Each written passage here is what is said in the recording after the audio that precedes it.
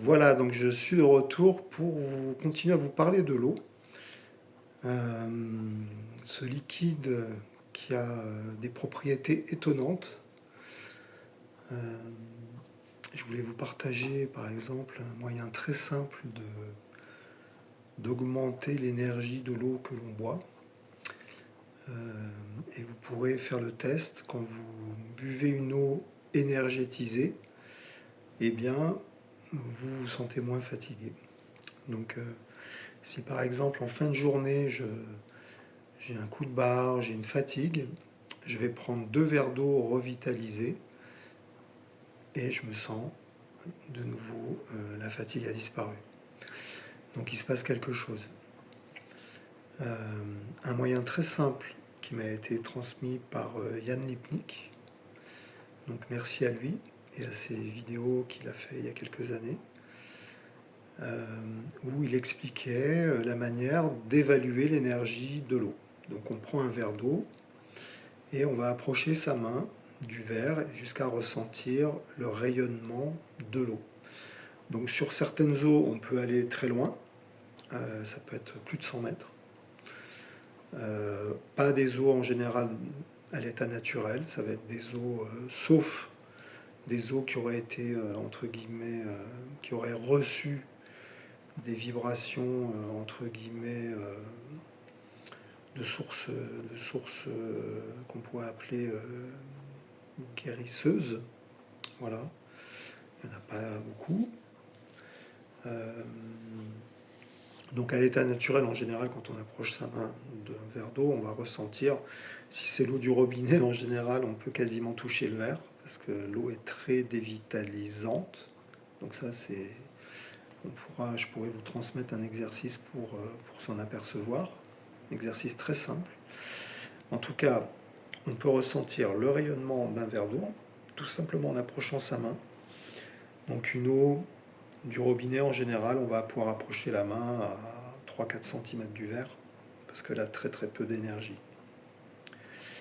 Euh, à partir du moment où vous allez remercier l'eau, donc vous envoyez une intention, ou vous le dites à voix haute, vous remerciez l'eau pour ce qu'elle va faire dans votre corps, et vous remesurez l'énergie de l'eau. Vous allez voir que l'énergie, elle double en rayonnement.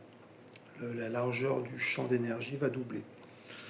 Voilà, donc ça c'est assez facile. On peut aussi s'amuser à imprimer des dessins géométriques comme une fleur de vie, un triskel, et on va imprimer le dessin, on peut le mettre dans une pochette en plastique pour le protéger, et puis poser le verre d'eau pendant 1-2 minutes. On aura mesuré avant son énergie, et puis on va remesurer après le biochamp, on appelle ça le rayonnement, le biochamp de l'eau, et on va voir ce qui se passe. En général, ça va augmenter. Voilà. On peut aussi mesurer son énergie personnelle en approchant sa main sur le côté du corps, par exemple, et puis on va mesurer son énergie avant et après, par exemple, avoir fait un exercice ou on peut le mesurer à différents moments de la journée. Et en tout cas, un moyen simple de tester l'effet de l'eau sur nous, c'est de prendre un verre d'eau que vous allez euh, d'abord vous mesurez votre énergie, votre biochamp à un endroit particulier, sur le côté par exemple, au niveau du bassin. Vous approchez votre main et à un moment donné, vous allez sentir comme quelque chose qui se densifie, une sorte de résistance dans votre main, comme si vous appuyiez quelque part sur cette enveloppe énergétique qui entoure notre corps. Et donc quand vous avez, certains auront peut-être des picotements aussi au creux de la main. Quand vous avez ce ressenti, eh bien, vous savez que vous êtes en contact avec votre biochamp. Vous prenez un verre d'eau, par exemple du robinet, vous approchez ce verre d'eau du plexus solaire. Donc c'est une porte d'entrée énergétique légèrement au-dessus du nombril. Vous approchez le verre d'eau du plexus solaire et vous remesurez votre biochamp. Et vous verrez ce qui se passe. Si il se réduit, s'il augmente, s'il est stable, vous aurez tout de suite en fait l'effet de l'eau sur votre énergie, puisque le plexus solaire est une porte d'entrée énergétique. Il va capter instantanément l'énergie de l'eau et il va le répercuter sur votre biochamp. Voilà, donc ça c'est une méthode qui permet d'évaluer l'énergie et de l'eau et aussi de voir si elle va plutôt vous dévitaliser, vous revitaliser ou s'il est neutre. Voilà. Ce que je voulais vous dire, c'est que la plupart des eaux que l'on achète en bouteille, même si elles peuvent être très bonnes au goût, elles peuvent être très pures selon les sources, eh bien la plupart de ces eaux n'ont pas d'énergie en fait. Elles ont stagné dans des bouteilles, on ne sait pas trop combien de temps.